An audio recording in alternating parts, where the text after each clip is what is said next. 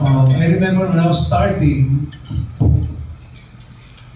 wala pang -1, wala pang video, okay, wala pang okay. It was siguro after a few years nag-start na isa yun sa reason kung bakit napakarami magagaling kumanta dito sa Pilipinas.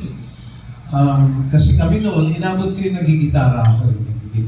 Kailangan marami kang pondo para mag-last kasi isang gabi na pumupwesto rin po ako dati. I used to sing in El Bodegon. Kung may nakakatanda mo sa El Bodegon, parang walang reaction. It's a famous bar dati sa Ermita. Yan yung mga nag-discover ng mga ba. Kasi may mga singing contest din sila dati. And I was one of the champions. So, doon ko po nakita yung picture nila. Tears of Rose III, Walter Navarro. Marami.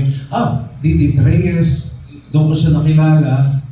Yung ganon. So, naging regular ako doon. Bago pinapwesto ako doon. Ganon. Una, once a week, naging 3 times a week. Twice a week muna, tapos 3 times a week. On weekends pa yun. Ganon.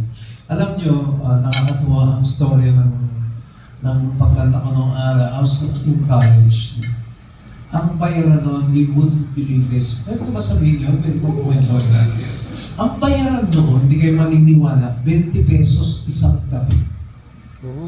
Naging 50 pesos ako. Ang pinakamataas ko, 120 a night. Ito yung mga 76, 77.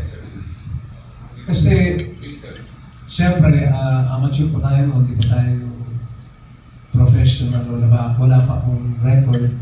Ganun po. At natatandaan ko na 40 pesos ang unang-unang ng taxi, tapos 20 pesos. So ako, practically, mag-isa lang naman ako, nagsisurvive ako sa ganung trip. So nakakapag-rent pa ako ng kwarto during that time.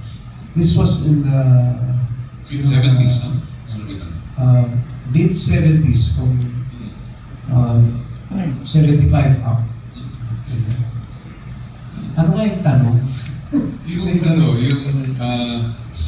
The secret. Yung longevity.